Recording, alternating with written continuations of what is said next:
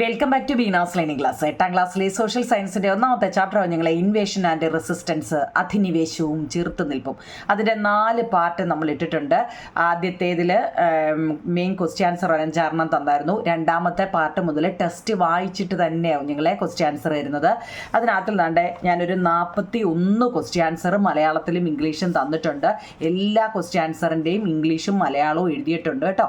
അതുകൊണ്ട് അത് കയറി കണ്ടിട്ട് വേണം നിങ്ങൾ ഇത് കാണാൻ. കാരണം ഇതൊരു വലിയ ചാപ്റ്ററാണ് കേട്ടോ. ഇത് ഒന്നാമത്തെ ചാപ്റ്റർ ഒരു ഇച്ചിരി വലിയ ചാപ്റ്ററാണ്. പിന്നെ അത് നല്ലതുപോലെ തന്നെ പഠിക്കുകയും വേണം. ഇമ്പോർട്ടൻ്റ് ക്വസ്റ്റ്യൻ ആൻസറുകൾ അതിനകത്തിൽ ഒരുപാടുണ്ട്. അപ്പം നമ്മൾ അതിനകത്തിലെ നോക്കും നിങ്ങളെ 4 പാർട്ട് നമ്മൾ ഇട്ടിട്ടുണ്ടായിരുന്നു. അതിനകത്തിൽ ഏറ്റവും ലാസ്റ്റിലത്തെ ഏറ്റവും പ്രധാനപ്പെട്ട ഒരു ക്വസ്റ്റ്യനാണ് ബ്രിട്ടീഷുകാർ നടപ്പിലാക്കിയ നികുതി നയങ്ങൾ ഏതെല്ലാമാണെന്ന്. അത് വളരെ ഇമ്പോർട്ടൻ്റ് ആവും നിങ്ങൾ. വളരെ ഇമ്പോർട്ടൻ്റ് എന്ന് വെച്ചാൽ വളരെ ഇമ്പോർട്ടൻ്റ് ആണ് കേട്ടോ. ഇതിൽ കൂടുതലൊന്നും ഇമ്പോർട്ടൻ്റ് നമുക്ക് പറയാൻ പറ്റില്ല, കാരണം അത്ര ഇമ്പോർട്ടൻ്റ് ആണ്. ബ്രിട്ടീഷുകാർ നടപ്പിലാക്കിയ നികുതി നയങ്ങൾ ഏതെല്ലാമാണ്. ഒന്നാമത് ശാശ്വത ഭൂനികുതി. ഇത് നടപ്പിലാക്കിയ പ്രദേശങ്ങൾ ഏതെല്ലാമാണ്, നടപ്പിലാക്കിയ വ്യക്തി ആരാണ്, അതിൻ്റെ സവിശേഷതകൾ എന്താണ്, ഇതെല്ലാം നമ്മൾ ആ പാർട്ടിൽ പറഞ്ഞതാണ്. അഥവാ അറിയത്തില്ലെങ്കിൽ ഇംഗ്ലീഷ് മീഡിയക്കാരാണെങ്കിലും നോക്കണേ കുഞ്ഞുങ്ങളെ, അവരുടെ ടാക്സ് എങ്ങനെയാണ്, ഏതൊക്കെ പ്രദേശങ്ങളിലായിരുന്നു കേട്ടോ, അതൊക്കെ നോക്കണേ. വളരെ ഇമ്പോർട്ടൻ്റ് ആണ് കേട്ടോ. ശാശ്വത ഭൂനികുതി വ്യവസ്ഥ അല്ലെങ്കിൽ പെർമനൻ്റ് ലാൻഡ് റവന്യൂ സെറ്റിൽമെൻറ്റ്. ഏതൊക്കെ സ്ഥലങ്ങളിലായിരുന്നു ഇത്? ബംഗാൾ, ബീഹാർ, ഒറീസ. ഇതാരായിരുന്നു നടപ്പിലാക്കിയത്? കോൺവാലീസ് പ്രഭു. വായിക്കാൻ അറിയത്തില്ലെങ്കിൽ മലയാളം നോക്കി പഠിക്കണേ കുഞ്ഞുങ്ങളെ. കോൺവാലീസ് പ്രഭു. ഇതൊക്കെ ചിലപ്പോൾ നിങ്ങൾ ആദ്യമായിട്ടായിരിക്കും കേൾക്കുന്നത്. ഇതിപ്പോൾ രണ്ടാമതാണെങ്കിൽ തന്നെ എങ്ങനെയാണെങ്കിലും പഠിച്ചേ ഒക്കത്തുള്ളൂ. ഭൂവുടമകളായിരുന്ന സെമീന്ദാർമാർ ബ്രിട്ടീഷുകാർക്ക് വേണ്ടി ഉയർന്ന നിരക്കിൽ നികുതി പിരിച്ചായിരുന്നു. ഭയങ്കര നികുതിയായിരുന്നു പിരിച്ചിരുന്നത് അല്ലേ. ഏതാ ശാശ്വത ഭൂനികുതി വ്യവസ്ഥയിലെ സവിശേഷതയാണ് കുഞ്ഞുങ്ങളെ. പിന്നെ വിളവിലുള്ള ഏറ്റക്കുറച്ചിലുകൾ പരിഗണിക്കാതെ ഒരു നിശ്ചിത തുക കർഷകർ നിർബന്ധമായും നികുതിയായി നൽകണമെന്ന് ആയിരുന്നു അവിടെ കേട്ടോ. അതുപോലെ തന്നെയാണ് അതിൻ്റെ തൊട്ടിപ്പുറത്തെ പേജിൽ റയട്ട്വാരി സിസ്റ്റം. സ്പെല്ലിംഗ് ഒക്കെ നല്ലപോലെ അറിയണേ കുഞ്ഞുങ്ങളെ കേട്ടോ. ആണോ? Ryotwari system, ryotwari system 1820 അതെവിടൊക്കെയാണ് വന്നതെന്നൊക്കെ നടപ്പിലാക്കിയത് ദക്ഷിണ ഇന്ത്യയിലും ഡെക്കാനിലുമാണ്. ആരൊക്കെയാണ് കൊണ്ടുവന്നത്? തോമസ് മൺട്രോയും അലക്സാണ്ടർ റീഡുമാണ്. നോക്കി എന്തൊക്കെയാ? കർഷകരെ ഭൂവുടമകളായിട്ട് അങ്ങ് പരിഗണിച്ചു. ബ്രിട്ടീഷുകാരെ കർഷകരിൽ നിന്നും നേരിട്ട് നികുതി പിരിച്ചു. നികുതി നൽകുന്നതിലോ വീഴ്ച എന്തെങ്കിലും വരുത്തിയാൽ കർഷകരുടെ ഭൂമി ബ്രിട്ടീഷുകാരങ്ങ് പിടിച്ചെടുത്തു. ഇങ്ങനെയൊക്കെ പല പണിഷ്മെൻറ്റും നമുക്ക് തന്നിരുന്നു അല്ലേ. ഇനി അടുത്ത 3-ാമത്തെ കുഞ്ഞുങ്ങളെ മഹൽവാരി സമ്പ്രദായം. അതെവിടൊക്കെയാണ് അവർ നടപ്പിലാക്കി? ഉത്തരേന്ത്യയിൽ കൊണ്ടുവന്നു, മധ്യ ഇന്ത്യയിൽ കൊണ്ടുവന്നു, പഞ്ചാബിൽ കൊണ്ടുവന്നു. ഇതാരാ കൊണ്ടുവന്നെന്ന് നോക്കിയേ? Holt Mackenzie. അത് നോക്കി എന്തൊക്കെയാന്ന്? ഗ്രാമത്തെ ഒരു യൂണിറ്റ് ആയിട്ട് കണക്കാക്കി നികുതി പിരിക്കാൻ തുടങ്ങി. ആ ഗ്രാമത്തെ എല്ലാം കൂടെ ഒരു യൂണിറ്റ് ആയിട്ട് കണക്കാക്കി നികുതി പിരിച്ചു. ഈ നികുതിയിൽ വീഴ്ച വരുത്തുന്ന ഗ്രാമത്തെ ബ്രിട്ടീഷ് ഇന്ത്യയോട് അങ്ങ് കൂട്ടിച്ചേർത്തു. അപ്പോൾ അത്രയായിരുന്നു നമ്മൾ കഴിഞ്ഞ പാർട്ടിലിട്ടത്. ഇപ്പം നോക്കൂ നിങ്ങൾ. ഇനി നമ്മൾ 42-ാമത്തെ ക്വസ്റ്റ്യൻ നമ്പറൊക്കെ ചിലപ്പോൾ അങ്ങോട്ടോ ഇങ്ങോട്ടോ 41, 42, 43 ഒക്കെ ആയിരിക്കും. എന്നാലും ഞാൻ ഓർഡറിൽ തന്നെയാണ് എല്ലാം പറഞ്ഞിരിക്കുന്നത്. നോക്കൂ ഞാൻ. ഇനി നമ്മൾ അടുത്ത് എഴുതാനുള്ളത് ബ്രിട്ടീഷുകാർ നടപ്പിലാക്കിയ നികുതി സമ്പ്രദായങ്ങളുടെ പൊതു സവിശേഷതകൾ നമുക്ക് പരിശോധിക്കാം. ടെസ്റ്റിലെ ചോദ്യമാണ് നിങ്ങൾ. എന്താ എല്ലാത്തിൻ്റെയും ചോദ്യവും ഉത്തരവും നമ്മൾ എഴുതിയിട്ടുണ്ട്. അതാത് ക്വസ്റ്റ്യൻ്റെ കൂടെ തന്നെ നമുക്ക് ഉത്തരവും കൂടെ അങ്ങ് പറഞ്ഞു. അപ്പം എളുപ്പം കാണാൻ പറ്റുന്നുണ്ടോ നിങ്ങളെ?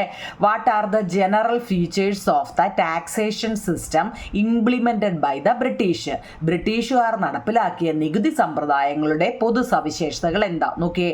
ഹയർ ടാക്സ് റേറ്റ്, ഉയർന്ന നികുതി നിരക്ക്. ഒരെണ്ണം നമുക്ക് ടെസ്റ്റ് തന്നിട്ടുണ്ട്. ഉയർന്ന നികുതി നിരക്ക്, ഹയർ ടാക്സ് റേറ്റ്. രണ്ടാമത്തെ direct tax collection from farmers. കർഷകരിൽ നിന്നും നേരിട്ടുള്ള നികുതി പിരിവ്. Direct tax collection from farmers. പിന്നെ കമ്പൽസറി ടാക്സ്, നിർബന്ധിത നികുതിയായി അല്ലേ. പിന്നെ the agricultural land was seized from the farmers who failed to pay tax. നികുതി നമ്മൾ കൊടുക്കാതിരുന്നാലോ കൃഷിഭൂമി നമ്മുടെ കയ്യിൽ നിന്ന് തിരിച്ചു പിടിക്കാനും തുടങ്ങി. അപ്പോൾ ഈ 4 അവർ ചോദിച്ചിട്ടുള്ളൂ. ആ 4 എഴുതിയേക്കണം. ചോദ്യം കേട്ടോണേ കുഞ്ഞുങ്ങളെ. ബ്രിട്ടീഷുകാർ നടപ്പിലാക്കിയ നികുതി സമ്പ്രദായങ്ങളുടെ പൊതു സവിശേഷതകൾ. ഫ്യൂച്ചേഴ്സ് ആണ് ചോദിച്ചേക്കുന്നത് കേട്ടോ. അപ്പോൾ ആ 4 എഴുതാൻ ഓക്കെ ആണല്ലോ. ഇപ്പോൾ ടെസ്റ്റിലെ ചോദ്യവും നിങ്ങളെ അത് അടുത്ത നോക്കിക്കേ. ഈ ബ്രിട്ടീഷുകാരുടെ നികുതി സമ്പ്രദായത്തിൻ്റെ ഫലമായി കൃഷിഭൂമി നഷ്ടപ്പെടാതിരിക്കുന്നതിന് വേണ്ടി പണമിടപാടുകാർ എന്ന് വെച്ച് കഴിഞ്ഞാൽ മണി ലെൻഡേഴ്സ് എന്നാണ് ഇംഗ്ലീഷിൽ പറയുന്നത് കേട്ടോ. അവരിൽ നിന്നും പണം കടം വാങ്ങാൻ കർഷകർ നിർബന്ധിതരായി. അവർക്ക് കൃഷി ചെയ്യാൻ വേണ്ടി നമ്മൾ ഈ ബ്ലേഡിനൊക്കെ പൈസ കടം മേടിക്കുമല്ലോ നിങ്ങളെ, പൈസ കടം മേടിക്കുമല്ലോ ഇവിടുന്ന്. അങ്ങനെ അവരെന്ത് ചെയ്തു, മണി ലെൻഡേഴ്സിൽ നിന്നും എന്ന് വെച്ചാൽ പണമിടപാടുകാരിൽ നിന്ന് ഇവരെന്ത് ചെയ്തു, കർഷകർ പണം കടം മേടിക്കേണ്ടി വന്നു. തന്മൂലം ഈ കർഷകർ കടക്കെണിയിലായി. ഇല്ലേ, ഇങ്ങനെ ഓരോ ദിവസവും ചെന്ന് ഇവരോട് മേടിച്ച് എന്താ ഇവർ ഭയങ്കര കടക്കെണിയിലായി. ഇവരുടെ ഭൂമി പിടിച്ചെടുക്കാനുള്ള അധികാരം പണമിടപാടുകാർക്ക് ഉണ്ടായിരുന്നു. ആരാണോ നമ്മുടെ ഈ ഭൂമി ആരുടെ കയ്യിൽ നിന്നാണോ നമ്മൾ പണം മേടിച്ചത്, അവർക്ക് എന്താ ഈ ഭൂമി തിരിച്ചെടുക്കാനുള്ള ആ ഒരു സമ്പ്രദായമുണ്ടായിരുന്നു, അല്ലെ, അധികാരം അവർക്കുണ്ടായിരുന്നു. ബ്രിട്ടീഷുകാരുടെ പുതിയ നിയമവ്യവസ്ഥയും ഭൂനികുതി സമ്പ്രദായങ്ങളും പണമിടപാടുകാരെ പ്രോത്സാഹിപ്പിക്കുന്നതായിരുന്നു. ഇത് എന്താ ഈ മണി ലെൻഡേഴ്സിനെ കൂടുതൽ പ്രോത്സാഹിപ്പിച്ചു, അല്ലെ, എങ്ങനെയെങ്കിലുമൊക്കെ പൈസ കൊടുത്താൽ ഭൂമി തട്ടിയെടുക്കണമെന്നുള്ള ഒരൊറ്റ ചിന്ത അവർക്ക് ആയി. ഭക്ഷ്യവിളകൾക്ക് പകരം ബ്രിട്ടീഷുകാർക്ക് ആവശ്യമായ നിലം, പരുത്തി തുടങ്ങിയ നാണ്യവിളകൾ കൃഷി ചെയ്യാൻ ബ്രിട്ടീഷുകാർ ഈ കർഷകരെ നിർബന്ധിച്ചു. നിങ്ങളൊരു കാര്യം ചെയ്യും, ഞങ്ങൾ പറയുന്നത് കൃഷി ചെയ്യുന്നു പറഞ്ഞ് എന്ത് ചെയ്തു, അവര് പരുത്തി, നിലം എന്നീ നാണ്യവിളകൾ കൃഷി ചെയ്യാൻ അവരെ പ്രേരിപ്പിച്ചു. നാണ്യവിളകളുടെ വ്യാപനം ഭക്ഷ്യവിളകൾ കുറയുന്നതിനും ഭക്ഷ്യക്ഷാമത്തിന് കാരണമാവുകയും ചെയ്തു. കാർഷിക മേഖലയിൽ വർദ്ധിച്ചു വന്ന ഈ വാണിജ്യവൽക്കരണം കർഷകരെ ചൂഷണം ചെയ്യാൻ പണമിടപാടുകാരെ സഹായിച്ചു. വിളവെടുത്തു കഴിഞ്ഞാൽ കർഷകർ കിട്ടുന്ന വിലയ്ക്ക് കാർഷിക ഉൽപ്പന്നങ്ങൾ വിൽക്കേണ്ടതായിട്ടും വന്നു. കാര്യങ്ങൾ കേട്ടോണ്ടോ കുഞ്ഞുങ്ങളെ, അല്ലേ? എന്തൊരു കാര്യങ്ങളായിരുന്നു അല്ലേ? ബ്രിട്ടീഷുകാരുടെ നികുതി സമ്പ്രദായത്തിൻ്റെ ഫലമായി കൃഷിഭൂമി നഷ്ടപ്പെടാതിരിക്കുന്നതിന് വേണ്ടി ഈ പണമിടപാടുകാരിൽ നിന്നും പണം ഇവർ കടം വാങ്ങാൻ കർഷകർ നിർബന്ധിതരായി. തന്മൂലം ഈ കർഷകർ കടക്കെണിയിലായി. ഇവരുടെ ഭൂമി പിടിച്ചെടുക്കുന്നതിനുള്ള അധികാരം ഈ പണമിടപാടുകാർക്കായി.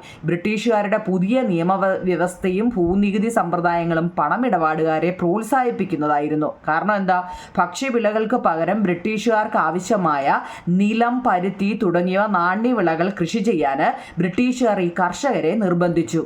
നാണ്യവിളകളുടെ വ്യാപനം ഈ ഭക്ഷ്യവിളകൾ കുറയുന്നതിനും ഭക്ഷ്യക്ഷാമത്തിന് കാരണമാവുകയും ചെയ്തു. കാർഷിക മേഖലയിൽ ഈ വർദ്ധിച്ചു വന്ന ഈ വാണിജ്യവൽക്കരണം കർഷകരെ വല്ലാതെ ചൂഷണം ചെയ്യാനും പണമിടപാടുകാരെ അത് സഹായിക്കുകയും ചെയ്തു, അല്ലേ? വിളവെടുത്തു കഴിഞ്ഞാൽ കർഷകർക്ക് കിട്ടുന്ന വിലയ്ക്ക് കാർഷിക ഉൽപ്പന്നങ്ങൾ വിൽക്കേണ്ടതായിട്ടും വന്നു എന്നതാണ്. ബ്രിട്ടീഷുകാരുടെ നികുതി നയങ്ങൾ കർഷകരെ എങ്ങനെയെല്ലാം ബാധിച്ചു എന്ന് നമുക്ക് മനസ്സിലായി. ബ്രിട്ടീഷുകാരുടെ ഈ നികുതി നയങ്ങൾ നമ്മുടെ കർഷകരെ എങ്ങനെയെല്ലാം ബാധിച്ചു കുഞ്ഞുങ്ങളെ, അതൊരു ക്വസ്റ്റ്യൻ ആൻസർ ആണ് കേട്ടോ. നോക്കാം,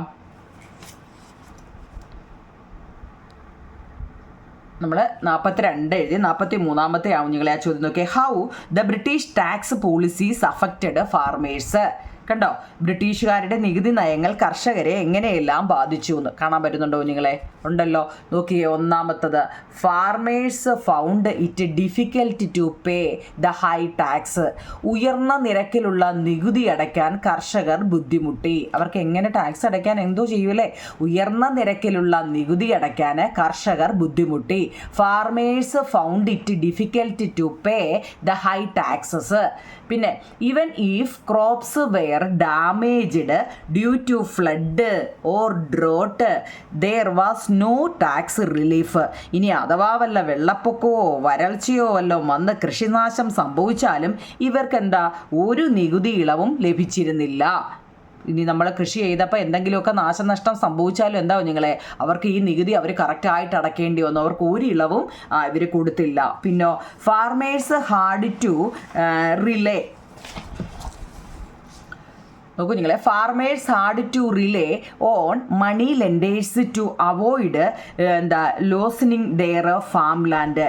ഫാർമേഴ്സ് ഹാഡ് ടു റിലേ, നോക്കൂ, കർഷകർക്ക് കൃഷിഭൂമി നഷ്ടപ്പെടാതിരിക്കാൻ പണമിടപാടുകാരെ ആശ്രയിക്കേണ്ടി വന്നു. നമ്മളിപ്പോൾ വായിച്ചതാ, അവർക്ക് കൃഷിഭൂമി നഷ്ടപ്പെടാതിരിക്കാൻ വേണ്ടി അവരെന്ത് ചെയ്തു, പൈസ കടം തരുന്ന ആൾക്കാരുടെ അടുത്ത് എന്ന് കടം മേടിക്കും, അല്ലേ? അത് പിന്നെ തിരിച്ചു കൊടുക്കാൻ വയ്യാതെ വരുമ്പോൾ അവരെന്ത് ചെയ്തു, അവരുടെ ഭൂമി അവരെടുത്തുകൊണ്ട് പോകുന്നു. അതാണ് ചുരുക്കം പറഞ്ഞു കഴിഞ്ഞാൽ. ഡെപ്റ്റ് ridden farmers lost their land. ഡെപ്റ്റ് എന്ന് വെച്ചാൽ കടമെന്നാവും നിങ്ങൾ. ഡെപ്റ്റിൻ്റെ മലയാളം എന്താ? കടം. ഇവിടെ റിഡൻ എന്ന് വെച്ചാൽ കിണി. ഡെപ്റ്റ് റിഡൻ ഫാർമേഴ്സ്, കടക്കിണയിൽപ്പെട്ട കർഷകർക്ക് ലോസ്റ്റ് ദെയർ ലാൻഡ്, അവർക്ക് ആ ഭൂമി കർഷകർക്ക് നഷ്ടപ്പെടുകയും ചെയ്തു. 4 പ്രധാനപ്പെട്ട പോയിന്റുകളാണ്. ഇത് ഒത്തിരിയായിട്ട് തോന്നുന്നത് എന്താവും ഞങ്ങളുടെ മലയാളവും ഇംഗ്ലീഷും കൂടി എഴുതി വെച്ചതുകൊണ്ടാണ് നിങ്ങൾക്ക് ഇത് വലിയ ക്വസ്റ്റ്യൻ ആൻസറാണ്. ഇത്രയും വലിയ ക്വസ്റ്റ്യൻ ആൻസർ ഞങ്ങൾ എങ്ങനെ പഠിക്കുമെന്നൊക്കെ തോന്നുന്നത്. 2ഉം കൂടി എഴുതിയോണ്ടാട്ടോ. നിങ്ങൾ അവനവൻ്റെ എഴുതി എടുത്താൽ മതി. കാരണം നിങ്ങൾക്ക് പഠിക്കാനും എളുപ്പത്തിന് വേണ്ടിയാണ് നമ്മളെന്താ ഇങ്ങനെ എഴുതിയത്. ഓക്കെ ആണല്ലോ? 4 പോയിന്റ് നല്ലപോലെ പഠിക്കാൻ പറ്റത്തില്ലയോ നിങ്ങളെ? എളുപ്പമല്ലേ? ഓക്കെ, 43 ഇനി അടുത്ത് നോക്കിക്കേ. അടുത്ത് നോക്കൂ നിങ്ങളെ. കർഷകരെ പോലെ കാണാൻ പറ്റുന്നുണ്ടോ? കർഷകരെ പോലെ കൈത്തൊഴിലുകാരെയും ബ്രിട്ടീഷ് നയങ്ങൾ ദുരിതത്തിലാക്കി. ബ്രിട്ടനിൽ നിന്നുള്ള യന്ത്രനിർമ്മിത ഉൽപ്പന്നങ്ങൾ ഇന്ത്യയിലേക്ക് ഇറക്കുമതി ചെയ്യപ്പെട്ടു. നോക്കണേ, അവർ എന്താ സാധാരണ ഇത് ചിന്താഗതിയൊന്നും അല്ല അല്ലേ. അവരെന്ത് ചെയ്തു? കർഷകരെ പോലെ കൈത്തൊഴിലുകാരെയും ബ്രിട്ടീഷ് നയങ്ങൾ ദുരിതത്തിലാക്കി. ബ്രിട്ടനിൽ നിന്നുള്ള യന്ത്രനിർമ്മിത ഉൽപ്പന്നങ്ങൾ ഇന്ത്യയിലേക്ക് അവർ ഇറക്കുമതി ചെയ്യപ്പെട്ടു. അവയുമായുള്ള മത്സരം മൂലം നമ്മുടെ കൈത്തൊഴിലുകാരുടെ ഉൽപ്പന്നങ്ങളായ പരുത്തി, പട്ട്, കമ്പിളി വസ്ത്രങ്ങൾ, മൺപാത്രങ്ങൾ, തുകല്, ഭക്ഷ്യ തുടങ്ങിയവയുടെ വിപണിയൊക്കെ നഷ്ടപ്പെടാൻ തുടങ്ങി. ഇതൊക്കെ അവർ കൈപ്പണിയായിട്ട് ചെയ്തുകൊണ്ടിരുന്ന പരുത്തി ഉണ്ടാക്കുന്നതും പട്ട് നൂലും കമ്പിളി ഇതൊക്കെ അല്ലേ. മൺപാത്രങ്ങൾ, തുകല് കൊണ്ട് ഓരോന്നുണ്ടാക്കുന്നു അല്ലേ. ഭക്ഷ്യ ഇതൊക്കെ എല്ലാം അവർ കൈകൊണ്ട് ചെയ്യുന്നതാണ്. ഇവർ യന്ത്രങ്ങൾ കൊണ്ടുവന്നു. ബ്രിട്ടനിൽ നിന്ന് അവർ യന്ത്രങ്ങൾ കൊണ്ടുവന്നു കഴിഞ്ഞപ്പോൾ എന്ത് ചെയ്തു? ഇതിൻ്റെ എല്ലാം ഇതൊക്കെ മേടിക്കാനും കൊടുക്കാനും ഉള്ള ആൾക്കാർ കുറഞ്ഞു വന്നു അല്ലേ, നഷ്ടപ്പെട്ടു. ഇത് കരകൗശല തൊഴിലിൽ ഏർപ്പെട്ടിരുന്നവരുടെ തൊഴിൽ നഷ്ടപ്പെടുന്നതിനും കാരണമായി. ഇവന്മാരെന്തുവല്ലേ. എന്നിട്ടോ പലരും തങ്ങളുടെ പരമ്പരാഗത കൈത്തൊഴിലുകൾ ഉപേക്ഷിക്കാൻ നിർബന്ധിതരായി. അവർ പാരമ്പര്യമായിട്ട് പണ്ട് അപ്പനപ്പൂപ്പന്മാരെയൊക്കെ ചെയ്തുകൊണ്ടിരുന്ന ജോലികൾ അടുത്ത തലമുറ ചെയ്ത് ഇങ്ങനെ വരികയാണ്. അപ്പോഴാണ് ഇങ്ങനൊരു സംഭവം, ഇങ്ങനെയൊക്കെയുള്ള സംഭവം നടന്നപ്പോൾ അവർക്ക് അവരുടെ ജോലിയൊക്കെ ഉപേക്ഷിക്കേണ്ടി വന്നു. ഇതാവും നിങ്ങളെ സംഭവം കേട്ടോ. അപ്പം 43 ചോദ്യം നമ്മൾ എഴുതി. 44 നോക്കൂ നിങ്ങളെ.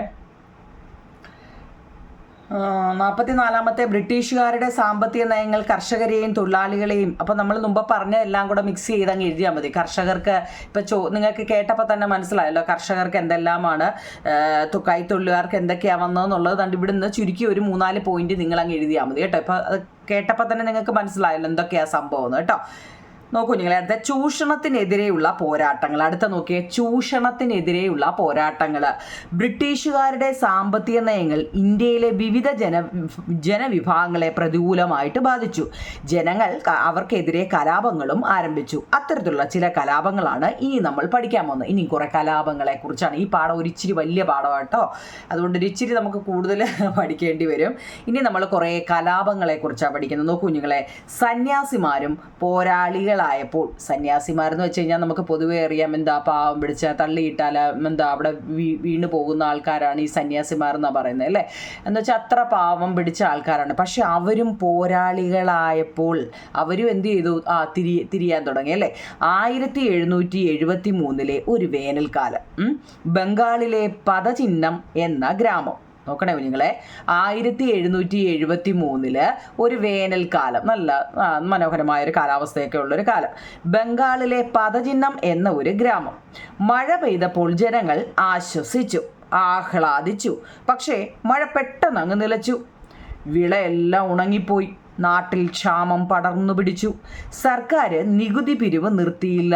സർക്കാർ എന്താ, അവരുടെ നികുതി കറക്റ്റായിട്ട് അടച്ചേ ഒക്കത്തുള്ളൂ. നികുതി കുടിശ്ശികയടക്കം കർശനമായി പിരിക്കാൻ അവർ ഓടി നടന്നു. ബംഗാൾ ദയനീയമായ അവസ്ഥയിലായി. ബംഗാളിലുള്ളവരെല്ലാം ആ കാലാവസ്ഥയുടെ ഇതുകൊണ്ട് എല്ലാവരും ദയനീയ അവസ്ഥയിലോട്ട് മാറി. ജനങ്ങൾ കഷ്ടപ്പെട്ടു. കന്നുകാലികളെയൊക്കെ വിറ്റു. കൃഷിപ്പണിക്കുള്ള ആയുധങ്ങൾ വിറ്റു. വിത്ത് പോലും കൊടുക്കേണ്ടി വന്നു. വീട്ടിലെ പണ്ടങ്ങളും പാത്രങ്ങളും വിറ്റു. ചിലർക്ക് വീടിൻ്റെ വാതിൽ പോലും പൊളിച്ചു വിൽക്കേണ്ടി വന്നു. മനുഷ്യർക്ക് വിലയില്ലല്ലോ, അതുകൊണ്ട് മനുഷ്യരെ വിൽക്കാൻ സാധിക്കില്ല. മനുഷ്യർക്ക് മാത്രം വിലയില്ലാത്തതുകൊണ്ട് അവരെ ഒന്നും വിൽക്കാൻ പറ്റത്തില്ല, ബാക്കിയുള്ള വീടിൻ്റെ വാതിൽ വരെയും വിറ്റുന്നു. ഗ്രാമീണർ പുല്ലുകളും ഇലകളും കിഴങ്ങുകളും പറിച്ചെടുത്ത് തിന്നുകയായി. എലികളെയും പൂച്ചകളെയും നായ്ക്കളെയും കൊന്നു തിന്ന് വിശപ്പടക്കി. രോഗങ്ങൾ അങ്ങനെ പടർന്നു പിടിച്ചു. പനിയും പ്ലേഗും വസൂരിയും കാറ്റുപോലെ പരന്നു. രോഗികളെ ശുശ്രൂഷിക്കാനോ ശവങ്ങൾ മറവ് ചെയ്യാനോ ആളില്ലാതായി. വീടുകളിൽ ശവശരീരങ്ങൾ അനാഥമായി കിടന്ന് ചീഞ്ഞു നാറി. ബങ്കിം ചന്ദ്ര ചാറ്റർജി, ആനന്ദമഠം അല്ലേ? DC ബുക്സിൻ്റെ 7ാം പതിപ്പിനകത്തിലെ കുറേ കാര്യങ്ങളാവും നിങ്ങളെ ഇപ്പം ഈ പറഞ്ഞത്. കേട്ടപ്പോൾ നിങ്ങൾക്ക് എന്തോ തോന്നി? ഒന്നുകൂടെ കേൾക്കണമെന്ന് തോന്നിയോ? ഒന്നുകൂടെ വായിക്കണോ? 1773 ഒരു വേനൽക്കാലത്ത് ബംഗാളിലെ പദചിഹ്നം എന്ന് പറയുന്ന ഒരു ഗ്രാമത്ത് മഴ പെയ്തപ്പോൾ ജനങ്ങൾ ഒരുപാട് ആശ്വസിച്ചു, ആഹ്ലാദിച്ചു. പക്ഷേ മഴ പെട്ടെന്ന് അങ്ങ് നിലച്ചു. വിളയെല്ലാം ഉണങ്ങിപ്പോവാൻ തുടങ്ങി. നാട്ടിൽ ക്ഷാമം പടർന്നു പിടിച്ചു.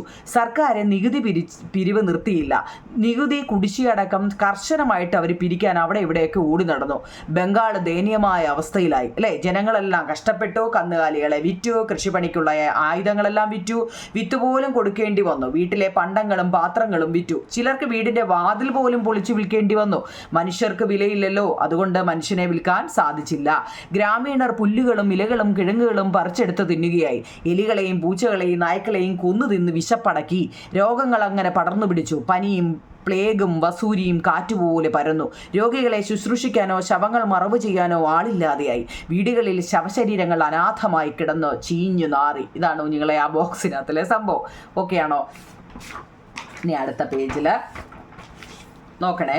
ബങ്കിം ചന്ദ്ര ചാറ്റർജി, ആ പേരൊക്കെ നിങ്ങൾ കേട്ടിട്ടുണ്ടോ കുഞ്ഞുങ്ങളെ? ഈ പേര് ബങ്കിം ചന്ദ്ര ചാറ്റർജിയുടെ ആനന്ദമഠം എന്ന ബംഗാളി ഭാഷയിൽ എഴുതിയ നോവലിലെ ഒരു ഭാഗമാണ് നിങ്ങൾ വായിച്ചത്.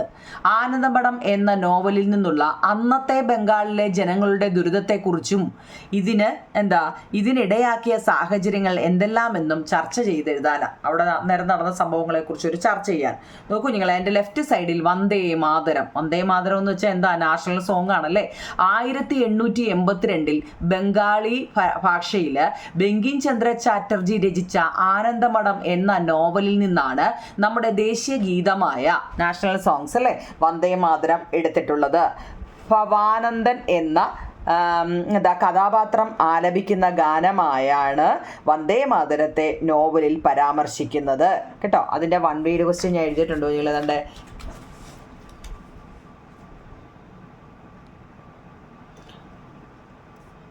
1882 ബംഗാളി ഭാഷയിൽ ബങ്കിം ചന്ദ്ര ചാറ്റർജി രചിച്ച ആനന്ദമഠം എന്ന നോവലിൽ നിന്നാണ് നമ്മുടെ ദേശീയ ഗീതമായ വന്ദേ മാതരം എടുത്തിട്ടുള്ളത്. ഇതിനകത്തിൽ 1 വേഡായിട്ട് ചോദിക്കാൻ പറ്റുന്നുണ്ട്. ആരാണിത് എഴുതിയത്? ബങ്കിം ചന്ദ്ര ചാറ്റർജി. ഏതിൽ നിന്നെടുത്താണ്? ആനന്ദമഠം എന്ന നോവലിൽ നിന്ന് എടുത്തിട്ടുള്ളതാണ്.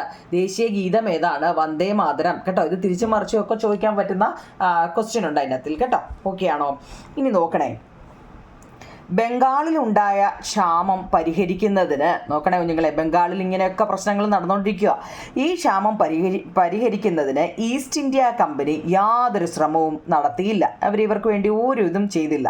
അതിനാൽ ദരിദ്രരായ കർഷകരും തൊഴിലാളികളും ബ്രിട്ടീഷുകാർക്കെതിരെ പോരാടി. അവർക്ക് വേണ്ടി ഒന്ന് സപ്പോർട്ട് ചെയ്യാൻ ആരും ഉണ്ടായിരുന്നില്ല കുഞ്ഞുങ്ങളെ. അപ്പോൾ ഇവരെന്ത് ചെയ്യുമെന്നറിയോ? ഈ കർഷകരും തൊഴിലാളികളും ബ്രിട്ടീഷുകാർക്കെതിരെ പോരാടി. കാരണം അല്ലാതെ ഇനിയിപ്പോൾ എന്തോ ചെയ്യും? അവർ മൊത്തം തീർന്ന്. കർഷക കലാപത്തിന് സന്യാസിമാരുടെ പിന്തുണയും ഉണ്ടായിരുന്നു. ഇനി അവിടെ കുറെ സന്യാസിമാരുണ്ടായിരുന്നു കുഞ്ഞുങ്ങളെ. ഈ കർഷകരുടെ കലാപത്തിന് അവരും എന്ത് ചെയ്തു? അവർക്ക് സപ്പോർട്ട് നിന്നു. അതിനാൽ ഇവ സന്യാസി കലാപങ്ങൾ എന്ന് അറിയപ്പെട്ടു. എന്താ കുഞ്ഞുങ്ങളെ? സന്യാസി കലാപം എന്ന പേരിൽ അറിയാം. അതൊരു ഇമ്പോർട്ടൻ്റ് ചോദ്യം കേട്ടോ. സന്യാസി ഫക്കീർ റെബലിയൻ കണ്ടോ? റിബലിയൻ സന്യാസി ഫക്കീർ കലാപത്തെക്കുറിച്ച് ഉണ്ട്. ഞാനത് ടെസ്റ്റിൽ ഇങ്ങനെ ഓൾറെഡി ഉള്ളതുകൊണ്ട് ഞാനിങ്ങനെ പേജ് നമ്പർ 18 എഴുതിയിട്ടേക്കും. അതൊന്ന് പഠിക്കണേ കുഞ്ഞുങ്ങൾ. എന്താണ്? ബംഗാളിലുണ്ടായ ക്ഷാമം പരിഹരിക്കുന്നതിന് ഈസ്റ്റ് ഇന്ത്യ കമ്പനി യാതൊരു ശ്രമവും നടത്തിയില്ല. ഇംഗ്ലീഷ് മീഡിയക്കാരും നോക്കിക്കോണേ കുഞ്ഞുങ്ങളെ. അതിനാൽ ഈ ദരിദ്രരായ കർഷകരും തൊഴിലാളികളും ബ്രിട്ടീഷുകാർക്കെതിരെ പോരാടി. കർഷക കലാപത്തിന് സന്യാസിമാരുടെ പിന്തുണയുണ്ടായിരുന്നു. അതിനാൽ ഇവരെ സന്യാസി കലാപങ്ങൾ എന്ന് അറിയപ്പെട്ടു. ഇതുവരെയായിട്ട് നമ്മൾ സന്യാസിമാരൊന്നും ബഹളത്തിൽ കലാപത്തിന് പോയിട്ട് നമ്മൾ കേട്ടിട്ടില്ല അല്ലേ? പക്ഷേ ഇതിന് അവർ സന്യാസിമാരും കൂടെ ഇറങ്ങിയപ്പോൾ എന്ത് കലാപമായിട്ട് സന്യാസി കലാപങ്ങൾ എന്ന പേരിൽ അറിയപ്പെട്ടു. സന്യാസിമാരോടൊപ്പം ഫക്കീർമാരും ഫക്കീർമാരും ബ്രിട്ടീഷുകാർക്കെതിരെ കലാപത്തിൽ അണിചേർന്നു. ഇനി സന്യാസിമാരിറങ്ങിയപ്പം ഫക്കീർമാർ പറഞ്ഞു എന്താ ഞങ്ങളും വരുന്നുണ്ട് അല്ലേ, നമ്മുടെ പാവം പിടിച്ച കർഷകരെ നമുക്ക് എങ്ങനെയെങ്കിലും രക്ഷിച്ചേ ഒക്കത്തുള്ളൂ. അങ്ങനെ എന്ത് ചെയ്തു? ഫക്കീർമാരും ബ്രിട്ടീഷുകാർക്കെതിരെ കലാപത്തിൽ അണിചേർന്നു. അതുകൊണ്ട് ഈ കലാപത്തെ സന്യാസി ഫക്കീർ കലാപം. നോക്കണേ നിങ്ങളെ, ആദ്യമേ ആരൊക്കെയാ? കർഷകരും തൊഴിലാളികളും കൂടെ ചേർന്നായിരുന്നു ബ്രിട്ടീഷുകാരെ എങ്ങനെയും ഇവിടുന്ന് ഓടിക്കണമെന്നുള്ളത്. അപ്പോൾ സന്യാസിമാർ പറഞ്ഞു ഞങ്ങളും കൂടെ കൂടാം അല്ലേ, ഞങ്ങളും വരുന്നെന്നും പറഞ്ഞു വന്നു. സന്യാസിമാർ വന്നു കഴിഞ്ഞപ്പോൾ നമ്മുടെ ഫക്കീർമാരും വന്നു അല്ലേ, എന്താ ബ്രിട്ടീഷുകാർക്കെതിരെ കലാപത്തിൽ അണിചേർന്നു. അതുകൊണ്ട് ഈ കലാപത്തെ എന്താ സന്യാസി ഫക്കീർ കലാപം എന്ന് വിളിച്ചു. ഭവാനി പതക്ക്, മജ്നു ഷാ എന്നിവരായിരുന്നു സന്യാസി ഫക്കീർ കലാപത്തിന് നേതൃത്വം നൽകിയത്. അത് ഒരു മാർക്കിൻ്റെ ഒരു ക്വസ്റ്റ്യൻ ആവും നിങ്ങളെ. ആരൊക്കെയാണ് ഈ കലാപത്തിന് നേതൃത്വം കൊടുത്തത്? ആരൊക്കെയാണ്? ഭവാനി പതക്കും മജ്നു ഷാ എന്നിവരായിരുന്നു. ഓക്കെ ആണോ? ഓക്കെ. അടുത്ത കൃഷിയിൽ നിന്നും കലാപത്തിലേക്ക്. ബ്രിട്ടീഷ് കൊളോണിയൻ ഭരണത്തിനെതിരെ നടന്ന ഏറ്റവും പ്രധാനപ്പെട്ട കാർഷിക കലാപമായിരുന്നു ബംഗാളിലെ നീലം കർഷക കലാപം. നോക്കണം ഇനി അടുത്ത നീലം കർഷക കലാപം എന്നായിരുന്നു 1859. ഒരുപാട് ഡേറ്റ് പഠിക്കാനുണ്ടോ നിങ്ങൾ ഈ ചാപ്റ്ററിനകത്തിൽ കേട്ടോ, ഒരുപാട് ഡേറ്റ്. ഈ ഡേറ്റ് എല്ലാം നിങ്ങളൊരു ബോക്സ് ഇട്ടിട്ട് ഞാൻ ഫസ്റ്റ് തൊട്ടേ പറയുന്നുണ്ട്. അല്ലെങ്കിൽ ഈ ചാപ്റ്റർ മൊത്തം കഴിഞ്ഞിട്ട് നിങ്ങൾ ഒരു ഷീറ്റ് പേപ്പർ ഈ ചാപ്റ്റർ കഴിയുമ്പോൾ പുതിയ അടുത്ത ചാപ്റ്റർ എടുക്കത്തില്ലേ, അപ്പോൾ അതിന് മുമ്പേ ആ പേജിനകത്തിൽ നമ്മൾ ഓരോന്നും തുടക്കം മുതലുള്ള ഡേറ്റുകൾ ഓരോന്നും എന്ന ബക്സർ കലാപം, പിന്നെ ഇപ്പം നമ്മൾ ഒരുപാട് കലാപത്തെക്കുറിച്ച് പഠിച്ചു അല്ലേ, ഇനി ഒത്തിരി പഠിക്കാനും ഉണ്ട്. അപ്പോൾ അതെല്ലാം കൂടെ ഒരു ബോക്സിലിട്ട് നിങ്ങൾ എഴുതിയെടുക്കണേ. നിങ്ങളെല്ലാം മറന്നു പോകുമ്പോൾ ഒരു മാർഗ്ഗമാണ് ഒരു ഡേറ്റ് എഴുതുന്നത് കേട്ടോ. അപ്പം ഇവിടെ നീലം കർഷക കലാപം 1859. ഇനി ഇതിനിടയായ സാഹചര്യങ്ങൾ എന്തെല്ലാമാണ് നോക്കൂ നിങ്ങൾ. ഇവിടെ നീൽ ദർപ്പൺ എന്ന് പറയുന്നുണ്ട്. എന്ന് വെച്ചാൽ ബംഗാളിലെ നീലം കർഷകർ അനുഭവിക്കുന്ന ദുരിതങ്ങളെ ആസ്പദമാക്കി 1860 ദീനബന്ധുമിത്ര രചിച്ച നാടകമാണ് നീൽ ദർപ്പൺ എന്ന് പറയുന്നത്. ഒരു മാർക്കിന് ചോദിക്കാവുന്ന ക്വസ്റ്റ്യൻ നിങ്ങളെ. നീൽ ദർപ്പൺ ബംഗാളിലെ നീലം കർഷകരുണ്ടല്ലോ, അവരനുഭവിക്കുന്ന ദുരിതങ്ങളെയൊക്കെ ആസ്പദമാക്കി ദീനബന്ധുമിത്ര രചിച്ച രചിച്ച ഒരു നാടകമാണ് നീൽ ദർപ്പൺ. അവരനുഭവിച്ച കഷ്ടപ്പാടുകളെ കുറിച്ചൊക്കെ അവരെഴുതിയതാണ് കേട്ടോ, ദീനബന്ധു. ഓക്കെ ആണോ? നോക്കിക്കേ, ഇത് ഏറ്റവും ഇമ്പോർട്ടൻ്റ് ആട്ടോ. ഈ ബംഗാളിലെ നീലം കർഷക കലാപത്തിനിടയായ സാഹചര്യങ്ങൾ എന്തെല്ലാം കേട്ടോ, അത് എഴുതണോ നിങ്ങളെ? അതുകൊണ്ട് ഓൾറെഡി എല്ലാവരുടെയും ടെസ്റ്റിൽ പോയിൻ്റായിട്ട് എഴുതിയിട്ടുണ്ട്. ഇനി അത് എഴുതേണ്ട കാര്യമുണ്ടോ? നോക്കിയേ, ബ്രിട്ടീഷുകാരായ തോട്ടക്കാർ, അതായത് തോട്ടക്കാർ എന്ന് വെച്ചാൽ പ്ലാന്റേഴ്സ് അല്ലേ, പ്ലാന്റേഴ്സ് ബ്രിട്ടീഷുകാരായ തോട്ടക്കാർ ഗ്രാമപ്രദേശങ്ങളിൽ സ്ഥാപിച്ചിട്ടുള്ള ഫാക്ടറികൾക്ക് ആവശ്യമായ അമരിച്ചെടി കൃഷി ചെയ്യാൻ കർഷകരെ നിർബന്ധിച്ചു. നിങ്ങളെ ബ്രിട്ടീഷുകാരായ തോട്ടക്കാർ ഈ ഗ്രാമപ്രദേശങ്ങളിൽ സ്ഥാപിച്ചിട്ടുള്ള ഫാക്ടറികൾക്ക് ആവശ്യമായ അമരിച്ചെടി കൃഷി ചെയ്യാൻ കർഷകരെ നിർബന്ധിച്ചു. ഈ അമരിച്ചെടിയിൽ നിന്ന് ഉൽപ്പാദിപ്പിക്കുന്ന നീലം, അമരിച്ചെടി എന്ന് വെച്ചാൽ ഈ നീലം ചെടിയാവും നിങ്ങളെ, അതിൽ നിന്നാണ് ഈ നീലം കിട്ടുന്നത് കേട്ടോ. ഉൽപ്പാദിപ്പിക്കുന്ന നീലം ബ്രിട്ടീഷുകാർക്ക് മാത്രമേ വിൽക്കാൻ കഴിയുമായിരുന്നുള്ളൂ. അവരുടെ ബുദ്ധി നോക്കിക്കോണേ. ഈ അമരിച്ചെടിയിൽ ഈ പാവം പിടിച്ച കർഷകർ വേണം ഇത് കൃഷി ചെയ്യാൻ, പക്ഷേ എന്ത് ചെയ്യാം, അത് വിൽക്കുന്നതാരാ? ബ്രിട്ടീഷുകാർ വേണം അത് വിൽക്കാൻ. കാരണം അവർക്ക് മാത്രമേ ഇത് വിൽക്കാൻ കഴിയുമായിരുന്നുള്ളൂ. നീലത്തിന് കമ്പോള വിലയേക്കാൾ താഴ്ന്ന വില മാത്രമാണ് കർഷകർക്ക് ബ്രിട്ടീഷുകാർ നൽകിയിരുന്നത്. കടുത്ത ഭക്ഷ്യക്ഷാമത്തിനും ചൂഷണത്തിനും സാമ്പത്തിക ബുദ്ധിമുട്ടുകൾക്കും ഇത് വഴിതെളിച്ചു. കൃത്രിമ ചായം കണ്ടെത്തിയതോടെ നീലത്തിൻ്റെ ആവശ്യകത കുറഞ്ഞത് ദാരിദ്ര്യവും വർദ്ധിപ്പിച്ചു. മറ്റു വഴികളില്ലാതെ കർഷകർ ബ്രിട്ടീഷുകാർക്കെതിരെ പ്രക്ഷോഭത്തിൻ്റെ പാതയിലേക്കും തിരിഞ്ഞു. അത് വളരെ ഇമ്പോർട്ടൻ്റ് ആവും നിങ്ങളെ. നമ്മൾ പഠിക്കുന്നത് നീലം കർഷക കലാപത്തെക്കുറിച്ചാണ്. അപ്പോൾ അതിനിടയാക്കിയ സാഹചര്യങ്ങൾ എന്തെല്ലാം ഒരു 5 പോയിന്റ് നമ്മുടെ ടെസ്റ്റിൽ തന്നിട്ടുണ്ട്. ഇനി ഞാൻ എഴുതേണ്ട കാര്യമുണ്ടോ നിങ്ങളെ? കാരണം 5 നിങ്ങളുടെ ഇംഗ്ലീഷ് മീഡിയക്കാർക്ക് ഇംഗ്ലീഷിലും ഉണ്ട്, ആ ഇംഗ്ലീഷ് മീഡിയക്കാർക്ക് അതിൻ്റെ അർത്ഥമാവും നിങ്ങളെ. ഇത് ബ്രിട്ടീഷുകാരായ തോട്ടക്കാർ എന്ത് ചെയ്യുന്നറിയോ, നമ്മുടെ ഗ്രാമപ്രദേശങ്ങളിലെ സ്ഥാപിച്ചിട്ടുള്ള ഫാക്ടറികളുണ്ടല്ലോ, അവിടെ ഇങ്ങനെ അമരച്ചെടി നടാൻ പറഞ്ഞു കേട്ടോ. എന്നിട്ട് അവരത് ചെയ്യുമ്പോൾ എന്താ, ഇത് വിൽക്കാനുള്ള ഇത് നമ്മുടെ ബ്രിട്ടീഷുകാർക്കാണ്, അവർക്ക് മാത്രമേ ഇത് വിൽക്കാൻ വിൽക്കാനുള്ള അവകാശമുള്ളൂ. അഥവാ ഇവർ വിറ്റാലും എന്താണ്, വളരെ കുറച്ച് വില മാത്രമേ ഇവർക്ക് കൊടുത്തിരുന്നുള്ളൂ. ഇവരോ ഭക്ഷണം കിട്ടാതെ എല്ലാം കടന്ന് നെട്ടോട്ട് ഓടുക. കടുത്ത ഭക്ഷ്യക്ഷാമത്തിനും ചൂഷണത്തിനും സാമ്പത്തിക ബുദ്ധിമുട്ടുകൾക്കും കൂടുതൽ ഇത് വഴിതെളിക്കുന്നു അല്ലേ. കൃത്രിമ ചായം കണ്ടെത്തി ബ്രിട്ടീഷുകാർ കൃത്രിമ ചായം കണ്ടെത്തിയതോടെ ഈ നീലത്തിൻ്റെ ആവശ്യകതയും കുറഞ്ഞു. ഇത് കുറച്ചുകൂടി ദാരിദ്ര്യം വർദ്ധിക്കാൻ കാരണമായി. മറ്റ് വഴികളില്ലാതെ കർഷകർ ബ്രിട്ടീഷുകാർക്കെതിരെ പ്രക്ഷോഭത്തിന്റെ പാതയിലേക്കും തിരിഞ്ഞു. ഇനി നോക്കൂ നിങ്ങളെ, ദിഗംബർ ബിശ്വാസിന്റെയും വിഷ്ണു ബിശ്വാസിന്റെയും നേതൃത്വത്തിലായിരുന്നു നീലം കലാപത്തിന് തുടക്കം കുറിച്ചത്. അതൊരു ഇമ്പോർട്ടൻ്റ് ചോദ്യം കേട്ടോ. അപ്പം നമ്മൾ ഇവിടെ വരെ പറഞ്ഞാലോ, നീൽ ദർപ്പൺ പറഞ്ഞു, വന്ദേ മാതരത്തിൻ്റെ കാര്യം പറഞ്ഞു, പിന്നെ നമ്മൾ പറഞ്ഞു സന്യാസി ഫക്കീർ കലാപത്തെക്കുറിച്ച് അല്ലേ. നീലം കർഷക കലാപം നടന്നത് ഏത് വർഷമാണെന്നുണ്ടോ നിങ്ങളെ? 1859 നീലം കർഷക കലാപം. കണ്ടോ, എന്താണ്, ബ്രിട്ടീഷ് കൊളോണിയൻ ഭരണത്തിന് എതിരെ നടന്ന ഏറ്റവും പ്രധാനപ്പെട്ട കാർഷിക കലാപമായിരുന്നു ബംഗാളിലെ നീലം കർഷക കലാപം. ബ്രിട്ടീഷ് കൊളോണിയൻ ഭരണത്തിനെതിരെ നടന്ന ഏറ്റവും പ്രധാനപ്പെട്ട കാർഷിക കലാപമായിരുന്നു ബംഗാളിലെ നീലം കർഷക കലാപം കേട്ടോ. അത് ഒരു മാർക്കിന് ചോദിക്കാൻ കുഞ്ഞുങ്ങളെ. 48 എണ്ണമായി. 49ാമത്തെ ചോദ്യം, what are the circumstances that lead the neelam peasants revolt in Bengal? ബംഗാളിലെ നീലം കർഷക കലാപത്തിന് കാരണമായ സാഹചര്യങ്ങളായിരുന്നു നമ്മളിപ്പോൾ പറഞ്ഞ 5 എണ്ണം കേട്ടോ. 5 പോയിന്റ് തന്നെ എഴുതണേ കുഞ്ഞുങ്ങളെ, 5 പോയിന്റ് കേട്ടോ. അപ്പം നമ്മളാ പറഞ്ഞത് who led the neelam peasants revolt, നീലം കർഷക കലാപത്തിന് നേതൃത്വം കൊടുത്തത് ആരെല്ലാമായിരുന്നു? ഇപ്പം നമ്മൾ പറഞ്ഞു അല്ലേ, ദിഗംബർ ബിശ്വാസ് എന്ന ഇംഗ്ലീഷിൽ പറയുന്നത് അല്ലേ. വിശ്വാസും വിഷ്ണു ബിശ്വാസും അല്ലേ. വിശ്വാസ് മലയാളം ഇംഗ്ലീഷും തമ്മിലുള്ള വ്യത്യാസം നോക്കിയോ നിങ്ങളെ. ദിഗംബർ ബിശ്വാസും വിഷ്ണു ബിശ്വാസും അല്ലേ. ദിഗംബർ ബിശ്വാസും വിഷ്ണു ബിശ്വാസും ഇംഗ്ലീഷും മലയാളം നോക്കട്ടോ. അടുത്തത്, നീലം പെസൻസ് റിവോൾട്ട് ഇൻ ബംഗാളിൻ്റെ കോൺസിക്വൻസ് എന്തെല്ലാമാണ്? ഇതിൻ്റെ അനന്തര ഫലങ്ങൾ അവസാനം എന്തുവാ കുഞ്ഞുങ്ങളെ സംഭവിച്ചത്? ഇതൊക്കെ ഇങ്ങനെയൊക്കെ പ്രശ്നങ്ങൾ നടന്നില്ല, ഇതിൻ്റെ അവസാനം എന്തുവാ സംഭവിച്ചത് നമുക്കെല്ലാം അറിയാനൊരു ആഗ്രഹമില്ലേ? അപ്പം നോക്കിക്കേ, ദിഗംബർ ബിശ്വാസിൻ്റെയും വിഷ്ണു ബിശ്വാസിൻ്റെയും നേതൃത്വത്തിലായിരുന്നു നീലം കലാപത്തിന് തുടക്കം കുറിച്ചത്. ബംഗാളിൽ ഉടനീളം കലാപം പടർന്നു പിടിച്ചതോടെ കർഷകർ നീലം കൃഷി ഉപേക്ഷിച്ചു. ഇവർക്ക് ഇത്രയൊക്കെ ഇവർ കിടന്ന് രാവിലെ നേരം വെളുക്കുമ്പോൾ തൊട്ട് രാത്രി വരെ കിടന്ന് കൃഷി ചെയ്തിട്ട് ഇവർക്ക് എന്താ പട്ടിണിയല്ലാതെ മിച്ചമൊന്നുമില്ല അല്ലേ. ബംഗാളിൽ ഉടനീളം കലാപം പടർന്നു പിടിച്ചതോടെ കർഷകർ എന്ത് ചെയ്യുന്നറിയോ? ഈ നീലം കൃഷി അങ്ങ് വേണ്ടാന്ന് വെച്ച്. അങ്ങനെ പറ്റില്ലല്ലോ, അവരതങ്ങ് വേണ്ടാന്ന് വെച്ച് ഉപേക്ഷിച്ച്. തുടർന്ന് നീലം ഫാക്ടറികളെല്ലാം ഇവരെന്ത് ചെയ്തു? ഇതിനെ തുടർന്ന് ഇവർ നീലം ഫാക്ടറികൾ ആക്രമിച്ചു. കൃഷിക്കാരുടെ പ്രതിരോധം ശക്തമായപ്പോൾ തോട്ടക്കാർ ഫാക്ടറികൾ അടച്ചുപൂട്ടുകയും ബംഗാളിൽ നീലം കൃഷി ഏതാണ്ട് ഇല്ലാതാവുകയും ചെയ്തു എന്നാണ് കേട്ടോ. അതായത് നോക്കൂ നിങ്ങളെ, as riot spread across Bengal farmers abundant their indigo cultivations. ബംഗാളിൽ ഉടനീളം കലാപം പടർന്നു പിടിച്ചതോടെ കർഷകർ നീലം കൃഷി അങ്ങ് ഉപേക്ഷിച്ചു.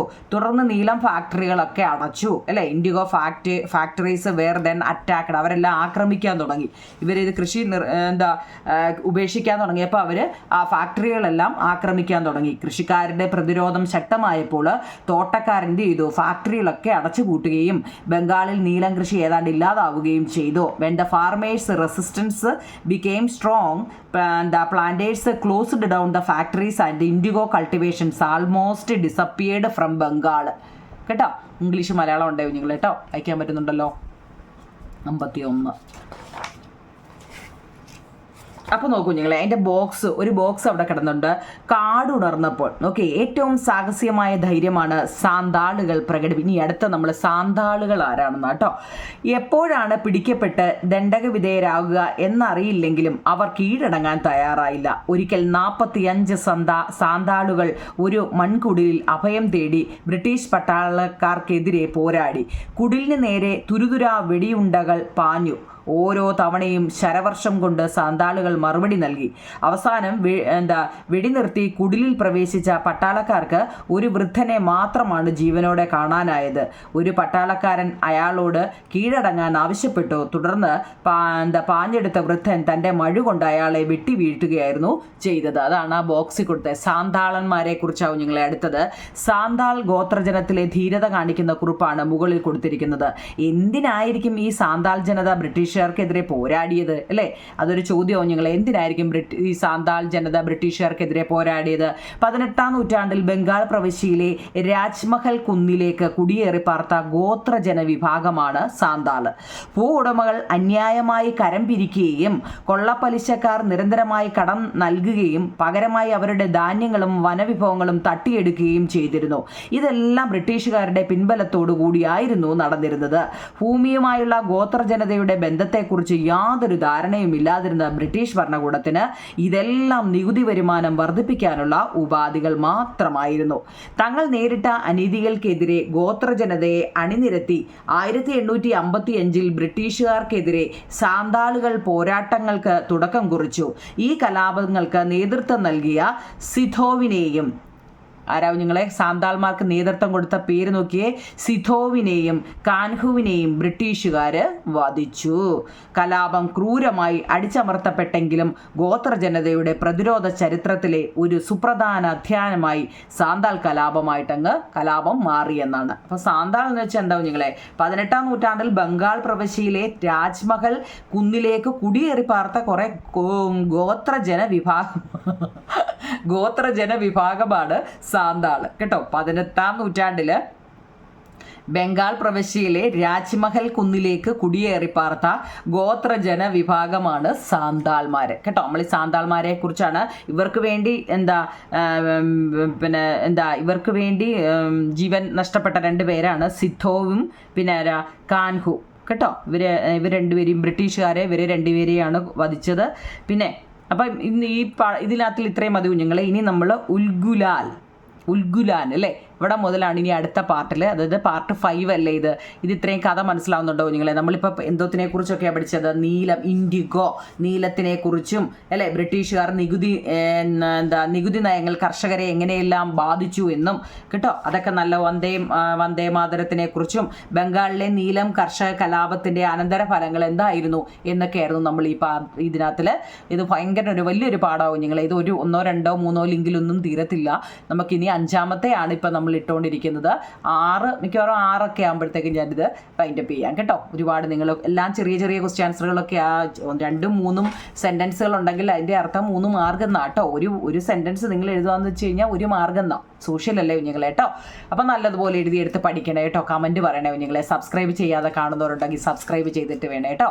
ലൈക്കും ഷെയറും കമൻറ്റും ഒക്കെ ഇടണം കേട്ടോ. ഓക്കെ കുഞ്ഞുങ്ങളെ, താങ്ക് യു.